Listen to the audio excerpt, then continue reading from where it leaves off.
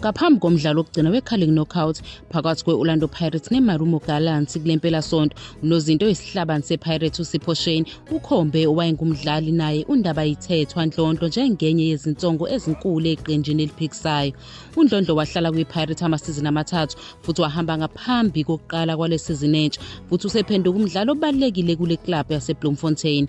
Lo mgadli omncane ube ngumdlali oqavile eqenjini lakhe kulo mqhudelwano, edlala njengomgadli wangaphambili kanti useshaya amagoli amathathu emidlalweni emithathu. uShane uvumile ukuthi uNdlondlo ubalulekile eqenjini lakhe. uShane owaba yingxenye enkulu ekuvimbeni amagoli amaningi iPirates ekwazile ukukufeza kule sizini uthe kube uhambo ukufinyelela ezingeni abakulo manje. Uveza ukuthi onozinto bazigqaja ngokuvimba amagoli njengoba abagadli befuna ukushaya amagoli. Ugcizelela ukubaluleka kokuhlala bezolile njalo lapho bebhekene nomdlalo futhi baqhubeke nokwakha iqembu kancane kancane. Iqembu lePirates libonisa indlala enamandla ukufakazelwa inani labadlali abangena ngesombe sesibili bese behlomula futhi beshaya amagoli. uShane uncoma umqeqeshi uAbsalom Wadu ngokufaka umoya omuhle wokusebenzisana eqenjini.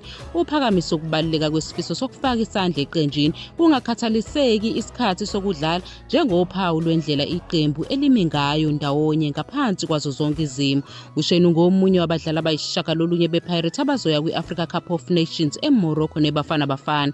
Abanye ozakwabo beclub bebengabona abadlali abajwayelekile eqenjini lesizwe ngaphambi kokuza kwePirates.